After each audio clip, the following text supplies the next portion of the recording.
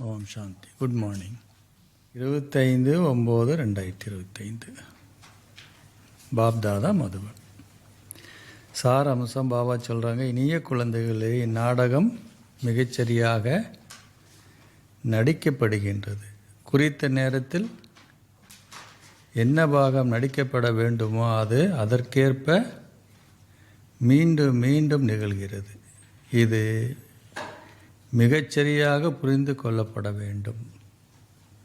நாடகத்தை மிகச்சரியாக புரிந்து கொள்ள வேண்டும். கேள்வி: குழந்தையாக நீங்கள் எப்பொழுது மற்றவர்கள் மீது செல்வாக்கு செலுத்துவீர்கள்?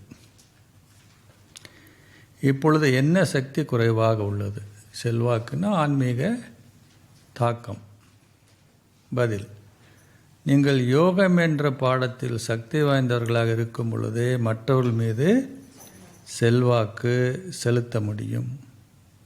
இன்னமும் அந்த சக்தி இல்லாமல் உள்ளது. நினைவு கொண்டிருப்பதனால் மாத்திரமே நீங்கள் சக்தியை பெறுகின்றீர்கள். இன்னமும் குறைவாக இருக்கின்ற நினைவு சக்தியே ஞான வாளுக்கு தேவைப்படுகிறது.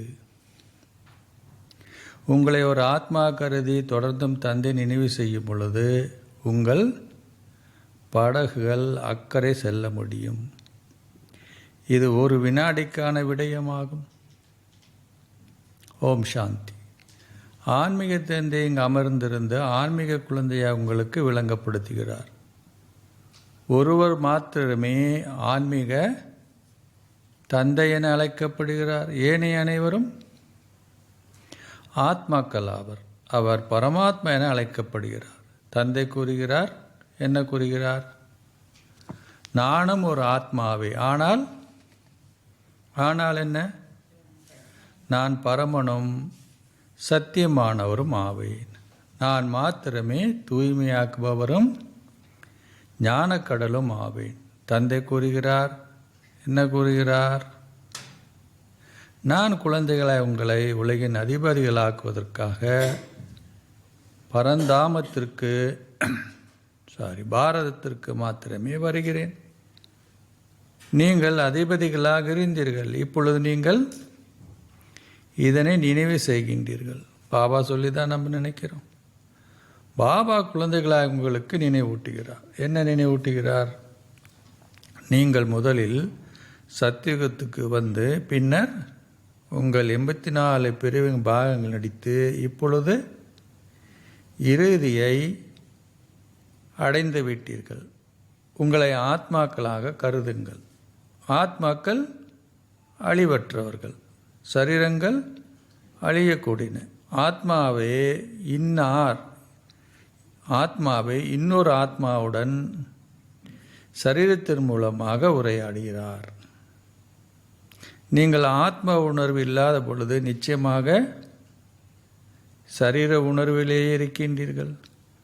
தாங்கள் ஆத்மாக்கள் என்பதை அனைவரும் மறந்துவிட்டனர். பாபாத்மா, புண்ணியாத்மா, மகாத்மா என கூறப்படுகின்றது. ஆத்மாக்களால் பரமாத்மா என்ன ஆக முடியாது. எந்த ஆத்மாவும் தன்னை என்ன அழைக்க முடியாது? சிவன் என அழைக்க முடியாது. பலர் தங்களது சரீரங்களுக்கு சிவன் என பெயரிட்டுள்ளனர். ஒரு ஆத்மா ஒரு சரீரத்தினுள் பிரவேசிக்கும் பொழுதே பெயர் ஒன்று வழங்கப்படுகிறது. ஏனெனில் அவர் எதுக்காக அந்த பெயர் கொடுக்கப்படுது? அவர் தனது சரீரங்களோடராக தனது பாகத்தை நடிக்க வேண்டியுள்ளது இல்லையா? வாங்க ஆத்மா அப்படின்னா அந்த மாதிரி ஒரு பிரதர் இருந்தார். என்னங்க ஆத்மா, வாங்க ஆத்மா. யாரை கூப்பிடுறாரு, என்ன கூப்பிடுறாரு தெரியாது இல்லையா? ஸோ பாபா என்ன பண்ண வேண்டியது? பாகத்தை நடிப்பதற்காக பெயர் கொடுக்கப்படும். இதனாலேயே மக்கள் தங்கள் சரீரம் பற்றிய உணர்வை கொண்டிருந்து நான் இன்னார் என எண்ணுகிறார்கள். நீங்கள் இப்பொழுது புரிந்து கொள்கின்றீர்கள். என்ன புரிந்து கொள்கின்றீர்கள்? ஆம், நான் ஓர் ஆத்மா, நான் எனது 84 பிரிவின் பாகத்தை நடித்துள்ளேன். நான் ஆத்மாக்களை பற்றி இப்பொழுது புரிந்து கொள்கின்றேன். நான் ஆத்மான்ற புரிஞ்சுக்கிறேன், மற்றவங்களையும் ஆத்மான்னு புரிஞ்சுக்கிறேன், ஆத்மாக்களை பற்றி அறிந்து கொள்கின்றேன். வித்தியாசம் இருக்குது இல்லை? ஆத்மா அவங்கன்றது புரிஞ்சுக்கிறது, மற்றவங்களும் ஆத்மாக்களை என்ன சொல்கிறீங்க? இப்போ அறிஞ்சிட்ருக்கேன். அப்போ அந்த ஆத்மா எப்படின்றது நமக்கு தெரியும் இல்லையா? நாம் ஆத்மாக்களை பற்றி இப்பொழுது புரிந்து கொள்கின்றோம். அப்படின்னா ஆத்மா எத்தனை பிறவிகள் எடுக்குது, அவங்க ஏன் வித்தியாசமாக இருக்காங்க, எல்லாமே அதில் வந்துடுது இல்லை? இல்லைன்னா முதல்ல இந்த கேள்வி தான் இருந்தது, ஏன் இப்படி, ஏன் இப்படி, ஏன் இப்படி, இப்படின்னு தானே கேள்விகள் இருந்தது.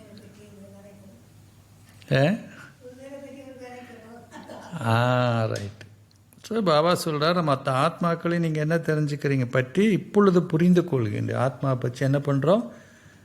தெரிஞ்சுக்கிறது இல்லை, ஆத்மாவா உங்களன்றது இல்லையா? இந்த ஆத்மாவாகிய நான் சத்தோப்பிரதானமாக இருந்து இப்பொழுது தமோபிரதான் ஆகிவிட்டேன். அப்படின்னு என்ன அர்த்தம்? தங்கத்தில் கலப்படம் கலக்கப்பட்டுள்ளது. நிஜமாக நீங்களே யார்? தங்கம். தங்கத்தில் கலக்கப்படும். குழந்தைங்களை அப்படி தானே கூப்பிடுறாங்கல்ல பார்க்க போனால். அப்போ பாபா சொல்கிறாரு, அது சங்கமிகத்தில் ஆரம்பிச்சு போல் இருக்குது. பாபா நம்மளை தங்கன்னு கூப்பிடுறதுனால. தங்கத்தில் கலப்படம் கலக்கப்பட்டுள்ளது போன்று சகல ஆத்மாக்களும் கரை படிந்துள்ள பொழுது மாத்திரமே தந்தை வருகிறார். முதல் நீங்கள் நிஜத்தங்கமாக இருந்து பின்னர் என்ன, நீங்கள் வெள்ளியாகி செப்பாகி அதன் பின்னர் முற்றாக மங்கும் வரை இரும்பாக இருக்கின்றீர்கள் இல்லையா? மங்கும் வரை என்ன இருக்கிறீங்க? இரும்பாக இருக்கின்றீர்கள். வேறு எவராலும் விடயங்களை விளங்கப்படுத்த முடியாது. ஆத்மாக்கள் செயலின் தாக்கத்துக்கு அப்பாற்பட்டவர் என அனைவரும் கூறுகின்றனர். எவ்வாறு உங்களுக்குள் கலப்படம் கலக்கப்படுகிறது என தந்தை குழந்தைகளாகிய உங்களுக்கு விளங்கப்படுத்தி உள்ளார். ஆத்மா கூறுகிறார், என்ன கூறுகிறார்? நான் பாரதத்திற்கு மாத்திரமே வருகிறேன். தந்தை கூறுகிறார், நான் பாரதத்துக்கு மாத்திரமே வருகிறேன். நீங்கள் முற்றிலும் தமோ பிரதானம் ஆகியுள்ள பொழுதே நான் வருகிறேன். ஏன் அது அப்படி நடக்குது? நாடகம் மிகச்சரியாக நடிக்கப்படுவது போன்று நானும் எனக்குரிய மிகச்சரியான நேரத்திலேயே வருகிறேன். குறித்த ஒரு நேரத்தில் என்ன பாகம் நடிக்கப்பட வேண்டுமோ அது அதற்கேற்ப மீண்டும் மீண்டும் நிகழும். இதில் சிறிதளவு வேறுபாடு கூட இருக்க முடியாது. ஏன் அப்படி சொல்கிறார் பாபா? ஏன்னா நாடகத்தில் இல்லையா, அவரே டைரக்டராக இருக்கலாம் இல்லையா, அன்றைக்கி சொன்ன இயக்குனராக இருக்கலாம். அதுக்காக சம்பந்தமில்லாத சீனில் வந்து நின்றுட்டு இருந்தாருன்னா எப்படி இருக்கும் இல்லையா?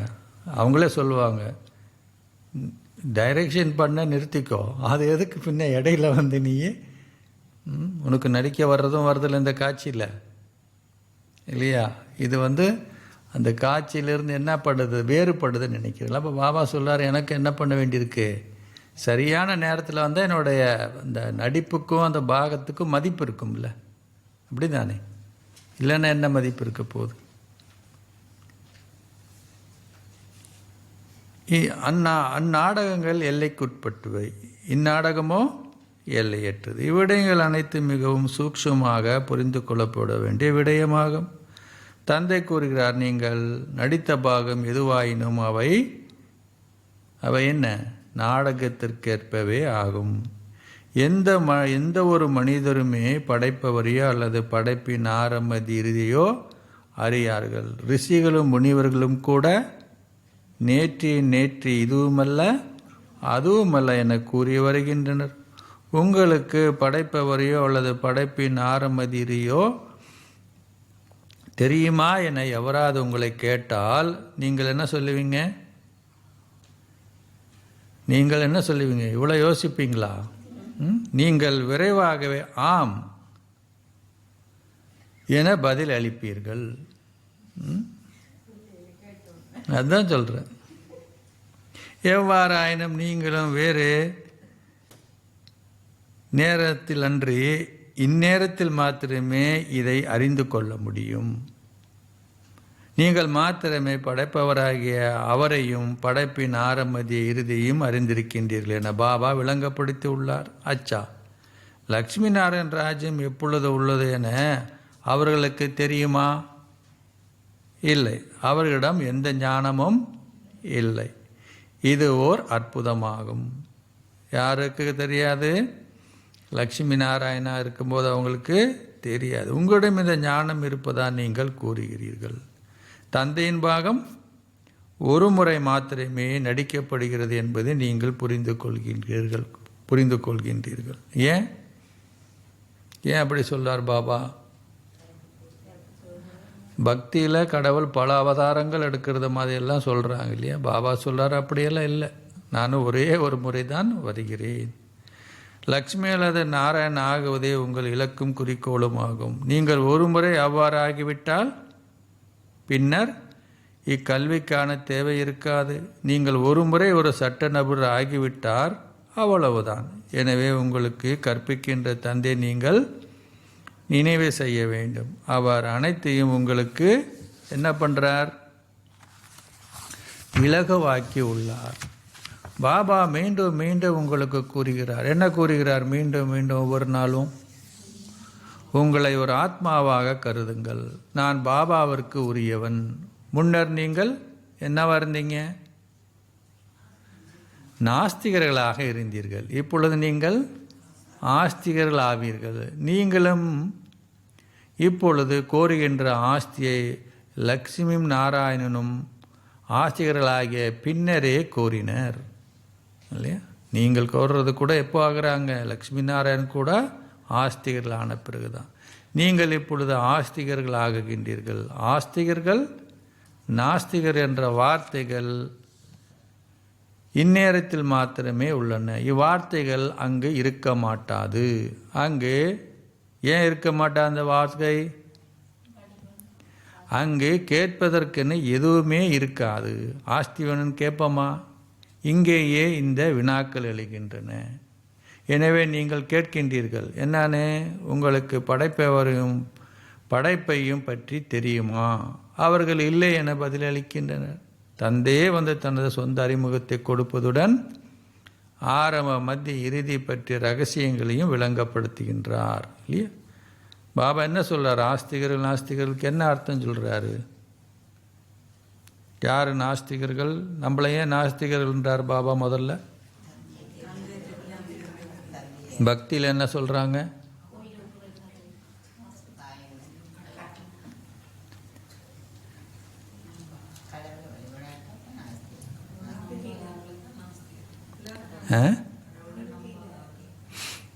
பாபா சொல்றார் அங்கே கடவுள் நம்பிக்கை இருக்கு, இருந்தாலும் பாபா அவர் என்ன சொல்றாங்க? நாஸ்திகர்ன்றார். சொத்து எப்போ கிடைக்கும்? பாபா சொல்றாரு உலக ரீதியில் கடவுள் நம்பிக்கை இல்லாதவர்கள் நாஸ்திகர்ன்றாங்க. பாபா சொல்றார் எல்லாருமே யாரு? நாஸ்திகர்கள் தான்.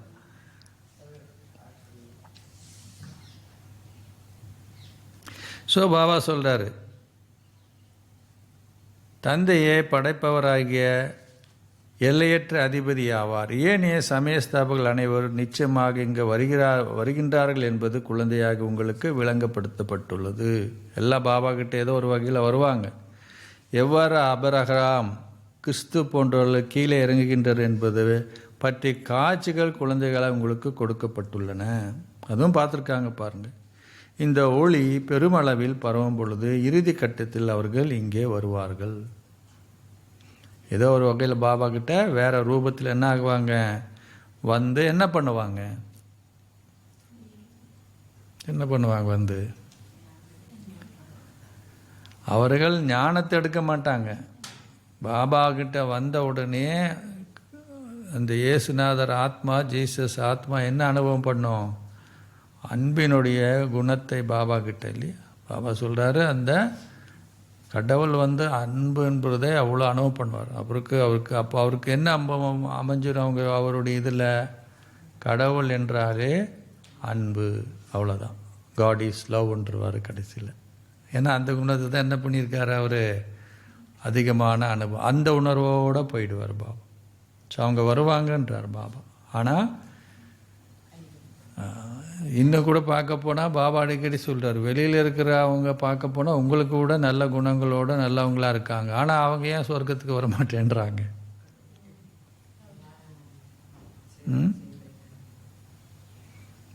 என்னதான் நம்மக்கிட்ட அவகுணம் இருந்தாலும் கொண்டு போய் நோட்டீஸு கொடுத்து வாங்க, இந்த ஞானத்தை கேளுங்க, என்ன பிரச்சனை பண்ணிக்கிட்டு இருந்தாலுமே நம்ம என்ன பண்ணுறோம்? சேவை பண்ணுறோம் இல்லை? எல்லாருக்கிட்டையும் ஒரு வகையான அவகுணங்கள் இருக்க தான் செய்யுது. ஆனாலும் பாபா மேலே அன்பு இருக்குது இல்லையா? பாபா கிட்ட போய் பாபா பற்றி சொல்லணும், அவங்க சொல்ல மாட்டாங்க. அதுதான் வித்தியாசம். ஏன்னா அவருக்கு வரும்போது நம்ம என்ன பண்ணுறோம்? உதவி பண்ணுறோம் இல்லையா? அதுதான்.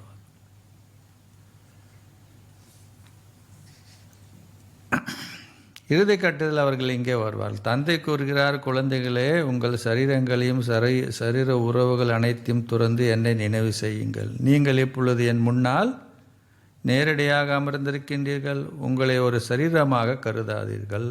நான் ஒரு ஆத்மா.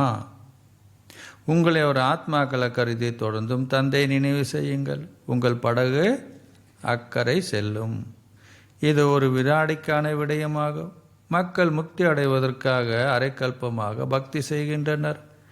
எவ்வாறாயினும் எந்த ஆத்மாவிலும் இன்னமும் என்ன வீடு திரும்ப முடியாதுள்ளது.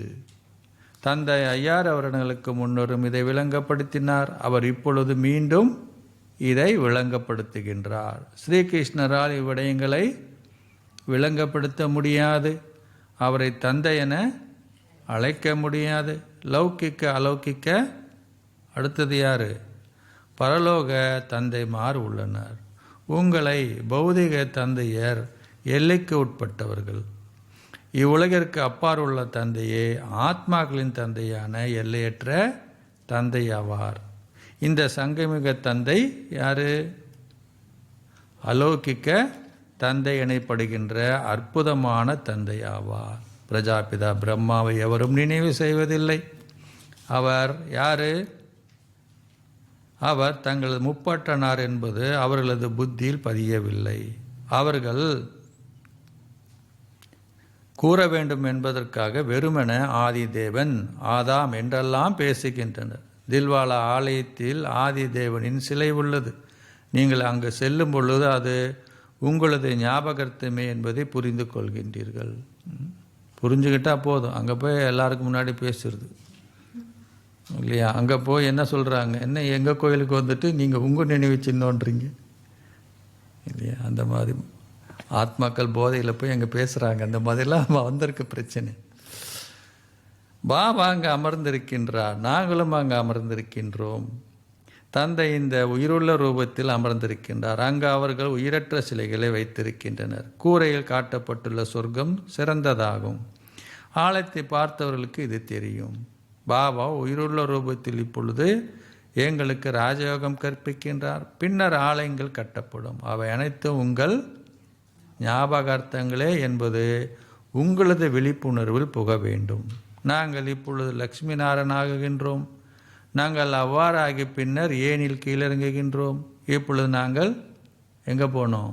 மேலேறி கீழே இறங்கிட்ட. இப்போ எங்கே போனோம்? நாங்கள் வீட்டிற்கு சென்று பின்னர் ராமராஜ்யம், அதாவது கடவுள் ராஜ்யத்துக்குள் பிரவேசிப்போம். பின்னர் என்ன நடக்கும்? ராவண ராஜ்யம் வந்து நாங்கள் பாபா பாதையில் செல்வோம். தந்தை அனைத்து மிக தெளிவாக விளங்கப்படுத்துகின்றார். இந்த நேரத்தில் மனிதர்கள் அனைவரும் தூய்மையற்றவர்களாக உள்ளனர். இதனாலே அவர்கள் அழைக்கின்றார்கள். என்னன்னு? ஓ தூய்மையாக்குவரை வந்து எங்களை தூய்மையாக்குங்கள். எங்கள் துன்பத்தை கற்றி சந்தோஷத்திற்கான பாதையை காட்டுங்கள். பாதை தான் காட்ட சொல்கிறீங்க. கடவுள் ஏதோ ஒரு ரூபத்தில் நிச்சயமாக வருவார் என அவர்கள் கூறுகின்றனர். எவ்வாறாயினும் அவர் பூனை, நாய், கூழாங்கற்கள் அல்லது கற்கள் போன்ற வடிவில் வருவது இல்லை. அவர் பாக்கிய ரதத்தில் வருவதாக நினைவு கூறப்படுகிறது. தந்தையே கூறுகிறார், நான் இந்த சாதாரண ரதத்தில் பிரவேசிக்கின்றேன். இவருக்கு தனது சொந்த பிறவிகளை பற்றி தெரியாது. நீங்கள் இப்பொழுது இதனை அறிவீர்கள். அவர் தனது பல பிறவிகளின் இறுதியில் தனது ஓய்வு ஸ்திதியை நெருங்கும் பொழுது நான் அவரில் பிரவேசிக்கின்றேன். பக்தி மார்க்கத்தில் அவர்கள் பாண்டவர்களின் மிகப்பெரிய சிலையை காட்டி உள்ளார்கள். ரங்கூனில் அவர்கள் புத்தரின் மிகப்பெரிய சிலையொன்றை வைத்திருக்கின்றனர். பாபா சொல்லார், ரங்கூனுக்கு போயிட்டார். ரங்கூன் எங்கே இருக்குது? இந்த அப்பாற்பட்டு எந்த கண்ட்ரி அது? பர்மாவில் இருக்குது. அங்கே பெரிய என்ன இருக்குன்றார் பாபா? புத்தர் சிலை இருக்குது. மனிதர்கள் மிகப்பெரியவர்களாக இருக்க முடியாது. அவர்கள் தற்போது உருவாக்கியுள்ள ராவணின் உருவத்தை இட்டு குழந்தையாகி நீங்கள் வியப்படைகின்றீர்கள். நாளுக்கு நாள் அவர்கள் தொடர்ந்தும் அது மேலும் பெரிதாக செய்கிறார்கள். அவர்கள் ஒவ்வொரு வருடம் இதனை எரிக்கின்றார்கள். அவன் ஒரு எதிரியாக இருந்திருக்க வேண்டும் இல்லையா? ஓர் எதிரியின் கொடும்பாவி மாத்திரமே எரிக்கப்படும். அச்சா, ராவணன் யார்? நீங்கள் ஒவ்வொரு வருடம் அவரது கொடும்பாவை எரிக்கும் அளவுக்கு அவன் எப்பொழுது உங்கள் எதிரியாகினான்? இதெல்லாம் கேள்வி கேட்கணுன்றார் பாபா. இந்த எதிரியை பற்றி எவருமே அறிய மாட்டார்கள். எவருமே முற்றாக இதன் அர்த்தத்தை அறியார்கள். தந்தை விளங்கப்படுத்துகிறார், அவர்கள் ராவண சமுதாயத்தினர், நீங்கள் ராமரின் சமுதாயத்தினர். தந்தை எப்பொழுது கூறுகிறார், உங்கள் குடும்பத்தின் வீட்டில் வாழும் பொழுதும் ஒரு தாமரை மலர் போன்று வாழ்ந்து தொடர்ந்தும் என்னை நினைவு செய்யுங்கள். சிலர் கேட்கின்றனர், என்ன கேட்கிறார்கள்? எவ்வாறு அன்னங்களும் நாரைகளும் ஒன்றாக வாழ முடியும்? அதுக்கு பாபா என்ன சொல்லுவார்? அப்பொழுது முரண்பாடுகள் ஏற்படுகின்றன. அது நிச்சயமாக இருக்கும். அதை சகித்து கொள்ள வேண்டும். அதற்காக பல யுக்திகள் உள்ளன. தந்தை திறமையாக களிப்பூட்டுபவர் என அழைக்கப்படுகிறார். அனைவரும் அவரை நினைவு செய்கின்றனர். எப்படி? ஓ கடவுளே, எங்களது வேதனைகளை நீக்குங்கள், எங்கள் மீது கருணை காட்டுங்கள், எங்களை விடுதலையாக்குங்கள். ஒரே ஒருவரே அனைவருக்கும் விடுதலை அளிப்பவரான தந்தையாவார். உங்களிடம் வருகின்ற எவருக்கும் தனிப்பட்ட முறையில் விளங்கப்படுத்துங்கள். என்ன பண்ணணும்? தனிப்பட்ட முறையில் விளங்கப்படுத்துவது உண்டு. ஏன் இப்போ விளங்கப்படுத்தணும்? கராச்சியில் வருகின்ற ஒவ்வொரு இடமும் நீங்கள் தனியாக அமர்ந்தது அவர்களுக்கு விளங்கப்படுத்துவது உண்டு. குழந்தையாக நீங்கள் யோகத்தின் சக்தி வாய்ந்தவர்களாக ஆகும் பொழுது உங்களின் செல்வாக்கு பரவும். இதுவரை நீங்கள் அத்தகைய சக்தியை கொண்டிருக்கவில்லை. நீங்கள் நினைவின் மூலமே சக்தியை பெறுகின்றீர்களே அன்றி கல்வி மூலமாக அல்ல. ஞான வாளுக்கு என்ன வேணும்? நினைவு சக்தி தேவை. அந்த சக்தி இன்னமும் குறைவாக உள்ளது.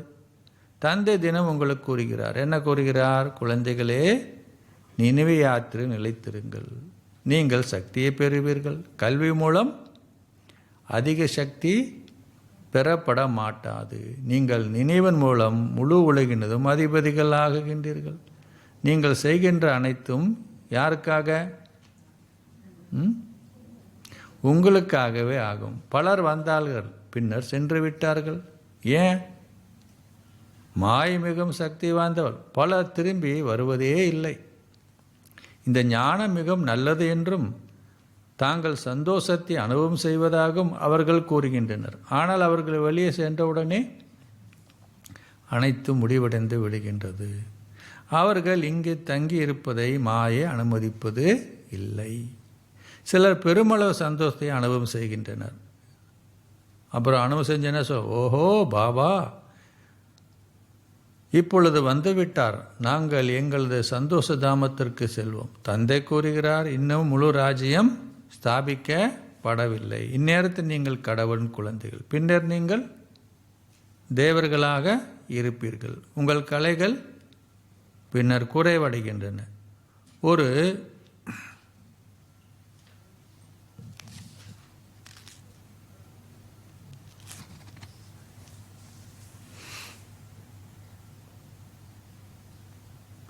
ஒரு மானியில் உங்கள் புள்ளிகள் பதிவு செய்யப்படுகின்றன.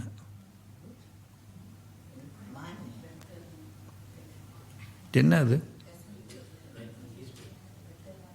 News பேப்பரா? மானினா news பேப்பரா?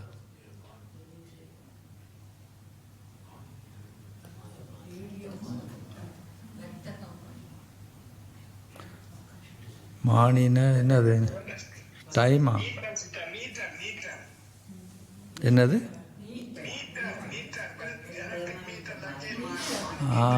Okay okay. Right right right.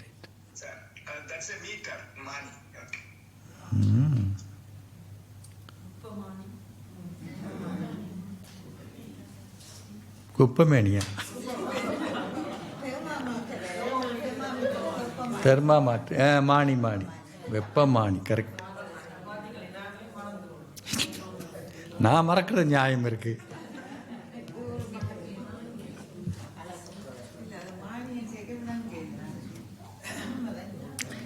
Right, note பண்ணப்படுது. உங்கள் புள்ளிகள் கரெக்டு. யூனிட் இல்லையா? அது மீட்டரில் எத்தனை யூனிட் ஓட்டுருப்பாங்க. கரெக்ட். உங்கள் புள்ளிகள் இந்தளவால் குறைவடைகின்றன. நீங்கள் அதிக மேன்மையானவர்கள் ஆகுகின்றனர். பின்னர் நீங்கள் கீழிறங்கும் பொழுது உங்கள் கலைகள் படிப்படியாக குறைவடைகின்றன. நீங்கள் ஏனில் கீழிறங்க வேண்டியுள்ளது. ஏனி பற்றிய ஞானம் இப்பொழுது உங்கள் புத்தியில் உள்ளது. நீங்கள் மேலேறும் ஸ்திதியில் உள்ள பொழுது அனைவருக்கும் என்ன ஏற்படுது? நன்மை உள்ளது. பின்னர் படிப்படியாக கீழிறங்கும் ஸ்திதி உள்ளது. நீங்கள் சக்கரத்தை அதன் ஆரம்பத்திலிருந்து மிக நன்றாக புரிந்து கொள்ள வேண்டும். இந்நேரத்தில் தந்தை உங்களுடனேயே இருப்பதால் இது உங்களது மேலேறும் ஸ்திதியாகும். மக்கள் சர்வவியாபகர் என அழைக்கின்ற கடவுள் தொடர்ந்தும் உங்களை என்ன சொல்றாரு? இனிய குழந்தைகளே, இனிய குழந்தைகள் என அழைக்கின்றார். உலகத்தில் என்ன சொல்றாங்க? பின்னர் குழந்தையாக நீங்களும் தொடர்ந்து என்ன சொல்றீங்க? பாபா பாபா என கூறுகின்றீர்கள். பாபா எங்களுக்கு கற்பிக்க வந்துள்ளார். ஆத்மாக்களை கற்கின்றனர். ஆத்மாக்களை செயல்களை செய்கின்றனர். இந்த ஆத்மாவாகிய நான் அமைதி சொரூபம். நான் இச்சரீரத்தின் மூலமாக செயல்களை செய்கிறேன். துன்பம் கொள்ளும் பொழுதே அமைதியின்மை என்ற வார்த்தை பயன்படுத்தப்படுகிறது. எவ்வாறாயினும் அமைதியே எங்களது ஆதி தர்மமாகும். பலர் மன அமைதியை வேண்டுகிறார்கள். ஆனால் ஆத்மாக்களே அமைதி சொரூபங்கள் இல்லையா? இதுதான் முதல் பாடத்தில் நம்ம விளங்கப்படுத்த வேண்டியிருக்கு இல்லையா? ஆத்மாக்களே அமைதி சொரூபங்கள் இல்லையா? இந்த மெடிமிக்ஸ் சோப் கேள்விப்பட்டிருக்கீங்களா? மெடிமிக்ஸ் சோப் அப்படின்னு ரொம்ப ஆயுர்வேதிக் சோப் ஒன்று இருக்குது. இந்தியாவிலெல்லாம் அது மருத்துவ குணம், நிறைய மூலிகைகள் போட்டு செஞ்சுருக்கக்கூடிய ஒரு, இங்கே விற்கிதுன்னு எனக்கு தெரியும் நிறைய பேருக்கு. அந்த ஓனர்கிட்ட ஒரு டைம் மீட் பண்ண பஸ் சேவை பண்ணும்போது, பழைய நினைவு. அவர் போய் பார்த்து உள்ள ஃபேக்ட்ரி, பெரிய ஃபேக்ட்ரி அப்புறம் அந்த ஓப்பன் பண்ண வந்தார். அப்போ அவர்கிட்ட கொஞ்சம் நேரம் ஆஃபீஸில் உட்காந்து பேசி இந்த முதல் பாடத்தை பற்றி சொல்லிகிட்டு இருக்கும்போது அவர் சொன்னார் என்னன்னா, இவ்வளோ நாளுக்கு எல்லாரும் சொன்னாங்க அமைதி வேணும் அமைதி வேணும், அமைதியை தேடணும். இவங்க தான் புதுசாக இப்போ எனக்கு புரிய வச்சாங்க என்னன்னு நீயே ஆத்மாவே அதனுடைய சொரூபமே நீ தான் அப்படின்னு. இது வரைக்கும் யாரும் சொல்லலை இந்த மாதிரி அப்படின்னு சொன்னார். ஸோ பாபா என்ன சொல்கிறாரு? ஆத்மா அமைதி வேணும்னு கேட்குறாங்க, வேண்டுகிறார்கள். ஆனால் ஆத்மாக்களே அமைதி சொரூபங்கள் அப்படின்றது பாபா தான் நமக்கு விளங்கப்படுத்துகிறார் இல்லையா? அவர்கள் வீடு அமைதி தாமமாகும். நீங்கள் உங்களையே மறந்து விட்டீர்கள். நீங்கள் அமைதிதாமவாசிகளாக இருந்தீர்கள். நீங்கள் அங்கு அமைதியை பெறுவீர்கள். தற்காலத்தில் அவர்கள் ஒரே ராஜ்யம், ஒரே தர்மம், ஒரே மொழி பற்றி பேசுகின்றனர். ஒரே குலம், ஒரே தர்மம், ஒரே கடவுள். கடவுள் ஒருவரே என அரசாங்கம் எழுதுகின்றது. எனவே பின் அவர்கள் ஏன் அவரை சர்வவியாபகர் என்று அழைக்கின்றனர்? கடவுள் ஒருவரே என்பது எவரும் நம்புவதில்லை. எனவே நீங்கள் மீண்டும் ஒரு முறை அதை எழுத வேண்டும். நீங்கள் லக்ஷ்மி நாராயண் படத்தை உருவாக்கும் பொழுது சத்தியுகத்தில் அவர்களது ராஜ்யம் இருந்த பொழுது அங்கு ஒரே கடவுளும் ஒரே தேவ தர்மமே இருந்தது என அதன் மீது எழுதுங்கள். எவ்வாறாய் மனிதர்கள் எதையும் புரிந்து கொள்வதில்லை. அவர்கள் அந்தளவு கவனம் செலுத்துவதில்லை. எங்கள் பிராமண தர்மத்துக்குரியவர்கள் மாத்திரமே கவனம் செலுத்துவார்கள். வேறு எவரும் அதனை புரிந்து கொள்ள மாட்டார்கள். இதனாலே பாபா கூறுகிறார், என்ன கூறுகிறார்? தனிப்பட்ட முறையில் அவருடன் அமர்ந்திருந்து அவர்களுக்கு விளங்கப்படுத்துங்கள். அவர்களை படிவத்தை நிரப்ப செய்வதன் மூலம் அவர்கள் கொண்டுள்ள நம்பிக்கை நீங்கள் புரிந்து கொள்ள முடியும். நாங்களாம் வரும்போது அதுக்குன்னு ஒரு பெரிய ஸ்லீப் இருக்கும். வரும்போதே அதில் உணவு கூட என்ன இருக்கணும், பியூர் வெஜிடேரியன் தான் இருக்கணும் அப்படின்னு எழுதுவாங்க. அதில் பேர், எந்த மதத்தை சேர்ந்தவங்க எல்லாம் எழுதுவாங்கள்ல. அப்போது நம்ம அவங்களுக்கு தந்தாப்பில் என்ன பண்ண முடியும், பண்ண முடியும். என்ன நோக்கத்துக்காக வந்திருக்கிறீங்க இதெல்லாம். ஏனெனில் சிலர் ஒருவேளை வேறு சிலர் இன்னொருவரின் நம்பிக்கை கொண்டுள்ளனர். அவர்கள் அனைவரும் ஒரே சமயத்தில் விளங்கப்படுத்த உங்களால் முடியாது. ஒவ்வொருவரும் தங்கள் சொந்த நம்பிக்கை பற்றி உங்களுக்கு கூற ஆரம்பிப்பார்கள். முதலில் அவர்கள் எங்கே வந்திருக்கின்றார்கள் என அவர்களிடம் கேளுங்கள். நீங்கள் பிரம்மகுமார்கள் குமாரிகள் என்ற பெயரை எப்பொழுதாவது கேள்விப்பட்டிருக்கின்றீர்களா? பிரஜாபிதா பிரம்மா உங்களுக்கு தெரியுமா? அவரது பெயரை எப்பொழுதாவது கேள்விப்பட்டிருக்கின்றீர்களா? நீங்கள் பிரஜாபிதாவின் குழந்தைகள் இல்லையா? இப்படின்னே கேட்கணுன்றார் பாபா இல்லையா. அதனால தான் பொதுவாக சில நேரத்தில் என்ன ஆகுது, கோர்ஸ் எடுக்கும்போது ஒவ்வொருத்தரும் ஒன்று என்ன பண்ணிகிட்ருப்பாங்க, சொல்லிக்கிட்டே இருப்பாங்க இல்லையா. அப்போ என்ன பண்ண முடியாது, கிளாஸ் முடிக்க முடியாது இல்லையா.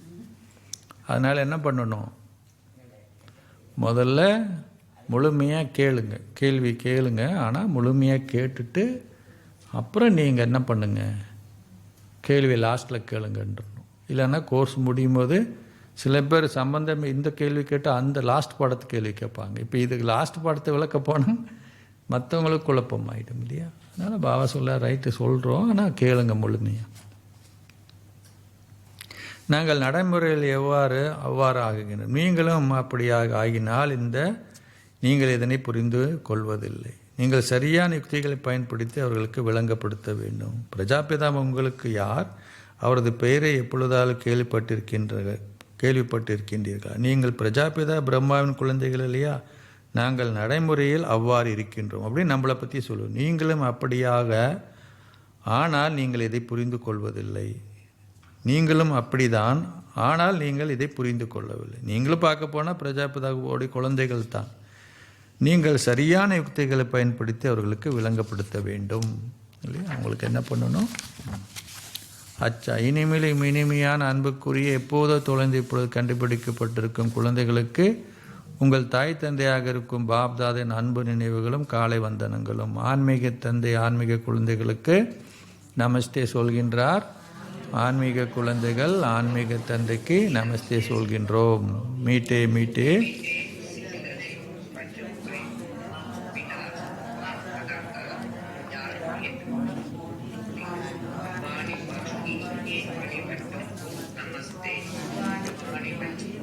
रूहानी बाप को நமஸ்தே நமஸ்தே நமஸ்தே. தாரணைக்கான சாராம்சம் என்னவாக இருக்கும்? ஆலயங்களுக்கு செல்லும் பொழுது அவை அனைத்தும் என்ன சொல்லுவீங்க? உங்கள் ஞாபகார்த்தங்களே என்பதை இப்பொழுது அறிந்திருக்கின்றீர்கள். நாங்கள் இப்பொழுது லக்ஷ்மி நாராயணன் போன்று ஆகுகின்றோம். இரண்டாவது, வீட்டில் உங்கள் குடும்பத்துடன் வாழும் பொழுது ஒரு தாமரை மலரை போன்று வாழுங்கள். அன்னங்களும் நாரைகளும் ஒன்றாக வாழும் பொழுது அவர்கள் பெருமளவு சாதுரியமாக வாழ்வதுடன் பெருமளவில் சகித்து கொள்ளவும் வேண்டும் இல்லையா. ஆசீர்வாதம். நீங்கள் ஒற்றுமை மற்றும் திருப்திக்கான சான்றிதழை பெற்றுக்கொள்வதன் மூலம் நீங்கள் செய்யும் சேவையில் சதா வெற்றி சுரூபம் ஆகுவீர்களாக. நீங்கள் ஒற்றுமை மற்றும் திருப்திக்கான சான்றிதழை பெற்றுக்கொள்வதன் மூலம் நீங்கள் செய்யும் சேவையில் சதா வெற்றி சுரூபம் ஆகுவீர்களாக. நீங்கள் செய்யும் சேவையில் வெற்றி சுரூபம் ஆகுவதற்கு 2 விடயங்கள் கவனம் செலுத்துங்கள். ஒன்று, சமஸ்காரங்களை ஒத்திசைப்பதன் மூலம் ஒற்றுமை. மற்ற நீங்களும் திருப்தியாக இருந்து மற்றவர்களையும் திருப்திப்படுத்துவது. சதா அன்பான மற்றும் மகத்துவமான உணர்வுகளை கொண்டிருப்பதன் மூலம் மற்றவர்களுடன் தொடர்புகளை பேணுங்கள். நீங்கள் இந்த 2 சான்றிதழை பெறுவீர்கள். அப்பொழுது உங்களின் நடைமுறை வாழ்க்கையில் தந்தையின் ரூபத்தை வெளிப்படுத்தும் ஒரு கண்ணாடியாக ஆகுவீர்கள். அந்த கண்ணாடியில் தந்தை அவர் எத்தகையவரோ என்ன செய்கிறாரோ அப்படியே புலப்படுவார். ஸ்லோகம்: உங்களின் ஆத்ம உணர்வு ஸ்திதியில் உங்களை ஸ்திரப்படுத்தி உயிர் தானங்களை செய்யுங்கள். நீங்கள் ஆத்மாக்கள் பலரிடமிருந்து ஆசீர்வாதங்களை பெறுவீர்கள். உங்களின் ஆத்ம உணர்வு ஸ்திதியில் உங்களை ஸ்திரப்படுத்தி உயிர் தானங்களை செய்யுங்கள். நீங்கள் ஆத்மாக்கள் பலரிடமிருந்து ஆசீர்வாதங்களை பெறுவீர்கள். அவ்யக்த சமிஞ்ஞை: இப்பொழுது அன்பெனும் அக்னியை ஏற்றி உங்கள் யோகத்தை எரிமலை ஆக்குங்கள். நீங்கள் எதையாவது நெருப்பில் போட்டதும் அதன் பெயர், உருவம், தரம் என்பவை மாறுகின்றன. அதேபோல் நீங்கள் உங்களை தந்தையின் நினைவெனும் நெருப்பில் இட்டதும் நீங்கள் மாற்றம் அடைகின்றீர்கள். மனிதர்களிலிருந்து நீங்கள் பிராமணர்கள் ஆகுகின்றீர்கள். பிராமணர்களிலிருந்து பின்னர் தேவதைகள் ஆகுகின்றீர்கள். தேவதைகள் பின்னர் தேவர் ஆகுவார்கள்.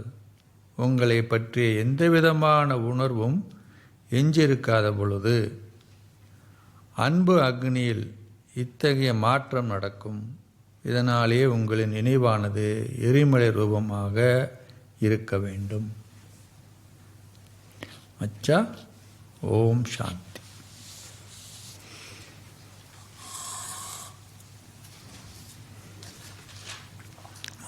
ஸோ பாபா இன்னைக்கு நமக்கு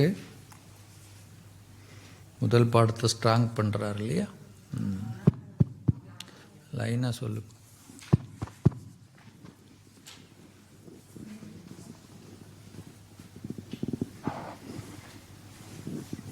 சாந்தி கோயிலுக்கு போனால் கூட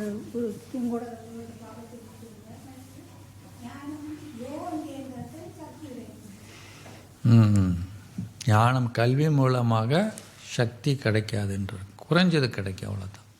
யோகம் மூலியமாக தான் கிடைக்கும். ஓகே. நாடகம் எந்த நேரத்தில் நடிக்கப்படணுமோ அந்த நேரத்தில் அந்த சமயத்தில் நடிக்கப்படுகிறது. அவள் சொல்கிறார், நாடகத்தில் மாற்றம் என்பது ஏற்படுறதவே ஏற்பட முடியாது இல்லையா? இந்த நாடகத்துடைய ரகசியத்தை யாருனாலும் இது வரைக்கும் முன்னாடி என்ன பண்ண முடியாது, விளங்கப்படுத்தலை நமக்கு இல்லையா? பாபா ஒருத்தர் தான் விளங்கப்படுத்துகிறார். எல்லாம் நோட் புக்கை பாருங்க.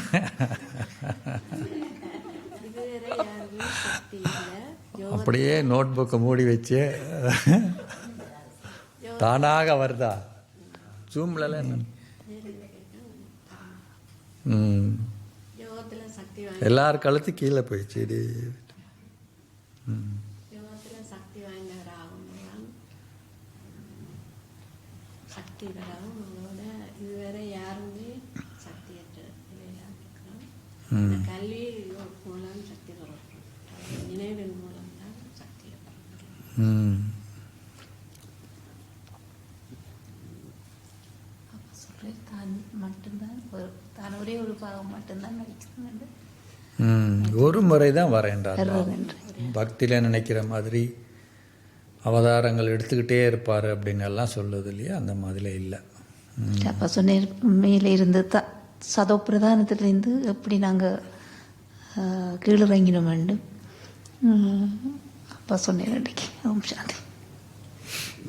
ஓம் சாந்தி. நாஸ்தியர்கள் பற்றி சொன்னார். முன்பு நீங்கள் நாஸ்தியராக இருந்தீங்க, இப்போ ஆஸ்தியர் ஆயிட்டீர்கள். அது இந்த நேரத்தில் தான் அந்த ஆஸ்தியர் என்ற இது பாபா சொல்றாரு, உலகத்தில் இருக்கிறவங்களாம் கடவுளை சர்வியாபின்ட்டாங்க, ஆனால் நீங்கள் அவருக்கு முன்னாடி இருக்கிறீங்க இல்லையா? ஆஸ்தியை எடுக்கிறீங்கன்றார். ஓம் சாந்தி. பாபா தான் அதிமேன்மையானவரும், அதாவது பரமனும் சத்தியமானவரும் ஞானக்கெடலும் நம்மை தூய்மையாக்க வரும்னு சொல்கிறார். ஏன்னா அவருக்கு மேலே ஒருவராலும் எங்களுக்கு முத்தியை தர முடியாதுன்னு. சரி, அன்னமில்லாரையும் ஒன்று இருந்தாலும் சாதுரியமான சாகித்யம் கல்லை வேணும்னு சொல்கிறார் பாபா. சாகித்யம் பாபா வர்றாரு, கண்டிப்பாக இருக்கும். ஆனால் நீங்கள் என்ன பண்ணணும்? சகித்து கொள்ள வேண்டும், சாதுரியமாக யுக்திகளை கையாள வேண்டும் அப்படிங்கிறார்.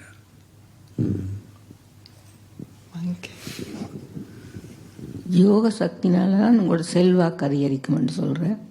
அதுக்கு நீங்கள் நினைவு யாத்திரையில் இழைத்திருந்தால் தான் உங்களோட சக்தி கிடைக்கும்னு சொல்கிறேன். அது சொல்லும்போது சொன்னார் இல்லையா, ஞானம் வாழை கூர்மையாக்குறதுக்கு இல்லையா, தாக்கம் ஏற்படுத்தணும் அப்படின்னு சொன்னால் அதை ஒரு நல்ல வார்த்தை யூஸ் பண்ணுறாரு, செல்வாக்கு. உங்களுடைய செல்வாக்கு உயரணும் அப்படின்னா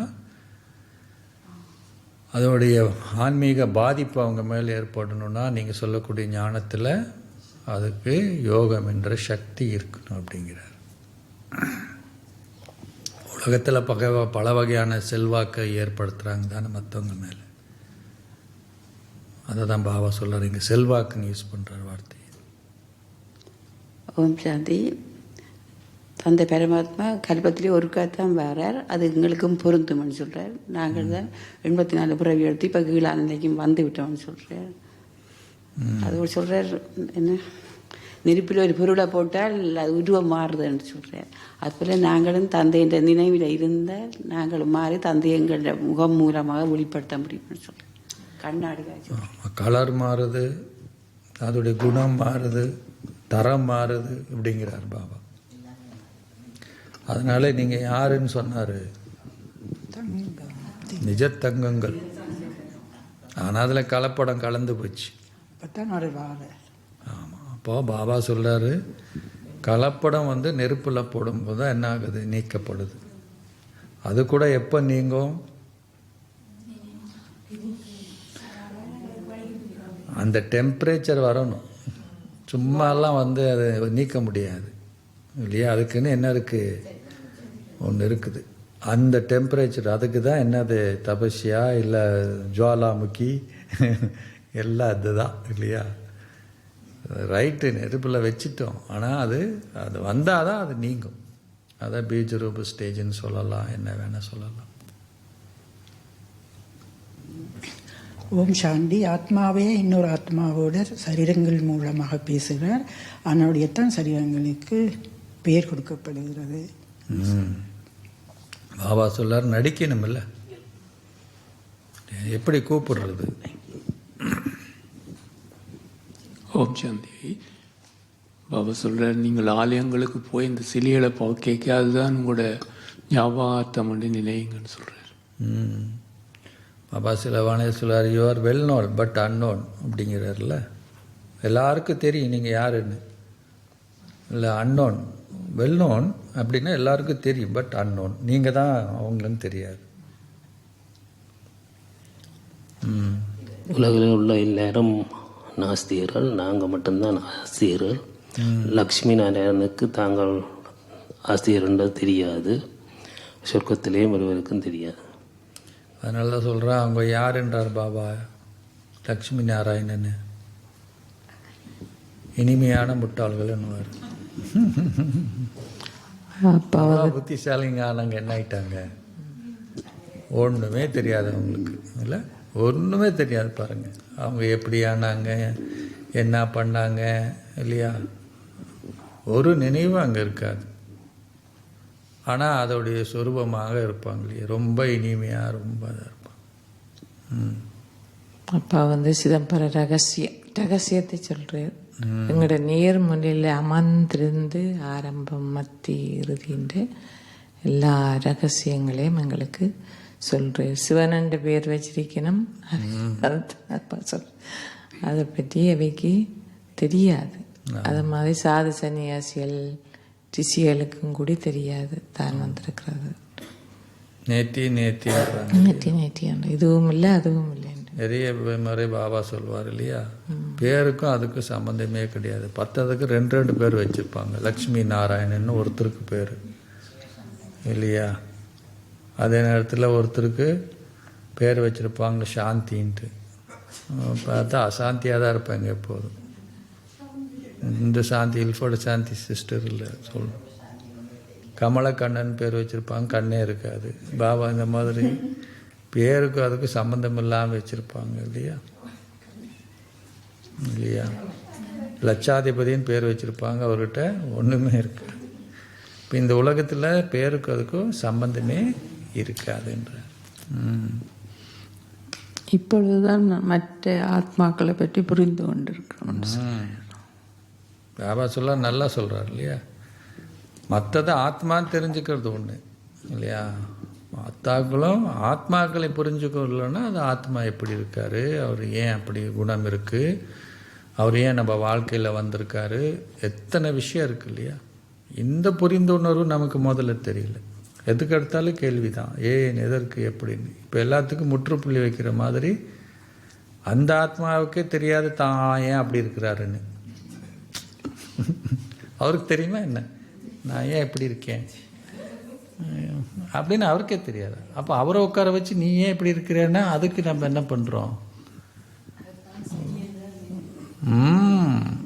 விளங்கப்படுத்துகிறோம் இல்லையா. நேற்று புதுசாக கோர்ஸ் எடுக்க வந்த 2 பேர் அதான் கேள்வி இல்லையா. ஏன் என் பையன் இப்படி இருக்கிறாரு, நல்ல விஷயத்துக்கு அவங்களுக்கு கேள்வி. 6 மணிக்கு படுத்துடுறாரு, காலையில் 3:30 மணிக்கு. ஏம்மா இதில் என்னம்மா பிரச்சனை, யோகிங்க கூட பண்ணுறதில்ல. நாங்களே அங்கே எலும்பில் எந்திரிச்சா தூக்கம் வருது. அப்போ அவங்களுக்கு அந்த புரிந்துணர்வு கூட இல்லை பாருங்க.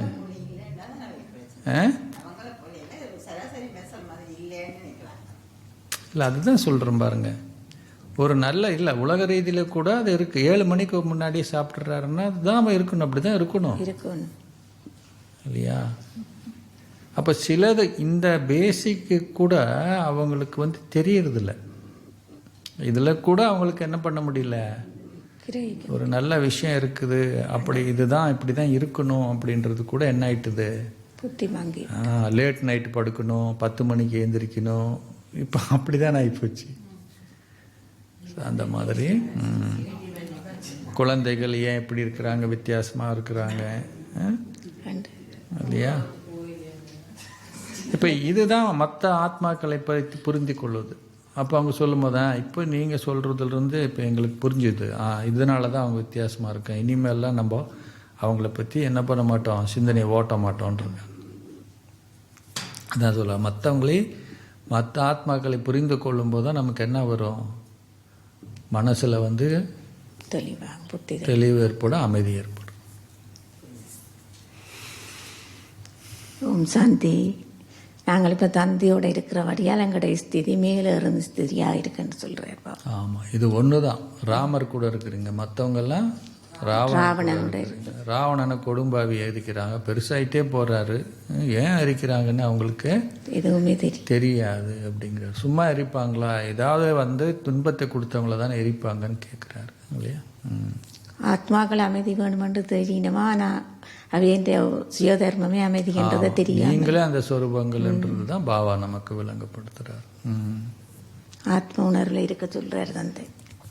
இருந்தால் தான் கூட யோக சக்தி மற்றவர்களுக்கு சொல்லி இல்லை தெளிவாக.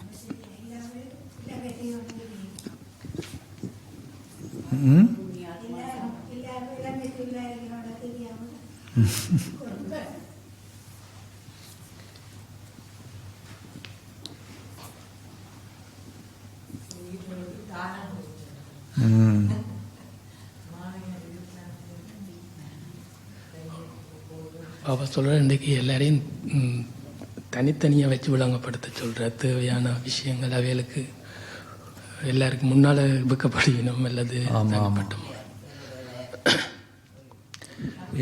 அது ஒன்று இருக்குது. இன்னொன்று வந்து ஸ்டேட்டஸும் பார்ப்பாங்க. அவங்களுக்கு ஃபுல்லாக பாடி காசின்ஸ் இருக்கும்ல, அவங்க வந்து நீங்கள் ஒன்றா உட்கார வச்சிட்டிங்கன்னா இவர் கூட என்ன நம்மளை உட்கார வச்சுருக்குறாங்க, கிளாஸ் எடுக்கிறாங்கன்னு கூட யோசிப்பாங்க. பாபா அதெல்லாம் சொல்கிறாரு. பார்த்து அவங்க ஸ்டேட்டஸ், லௌகிக்கு ஸ்டேட்டஸ் என்னன்னு பாருங்க இல்லையா. அதுக்கப்புறம் மாறிடுவாங்க, அது வேறு விஷயம். ஏன்னா அவங்க ரொம்ப தெரிஞ்சவங்க இருப்பாங்களா, உலக பாடி கான்சியஸில் அவங்க அந்த அந்த இனத்தை சேர்ந்தவங்க, எனக்கு விட கீழே நான் மேலே அப்படின்ற உணர்வுலாம் இருக்கும். அவ்வளோ சீக்கிரமாக போயிருமே இல்லையா? சில டைமில் அவங்க சமைச்சா கூட சாப்பிட மாட்டாங்க பிகே. அப்போ அவங்க என்ன தாரணை பண்ணியிருக்காங்க? பாபா சொல்லார், பாபா குழந்தைங்க ஆகிட்டாங்களா, அதெல்லாம் தூக்கி எறியணும். எல்லாம் சூத்திரங்கள் தான். பாபா பார்த்தியா, பாபா வீடு அவங்க நியமங்கள் ஃபாலோ பண்ணுறாங்களா, அவங்க சமைச்சா எல்லோரும் சாப்பிடணும் இல்லையா?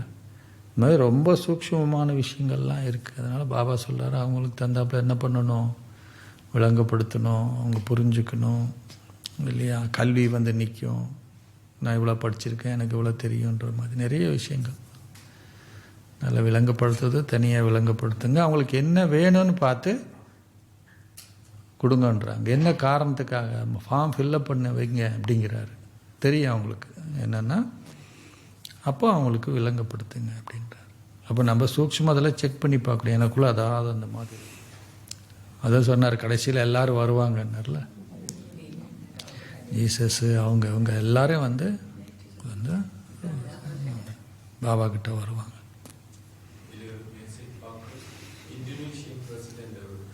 அதை சொன்னார்ல, பர்மாவில் தான் என்ன இருக்குது, பெரிய புத்த சிலை இருக்குது.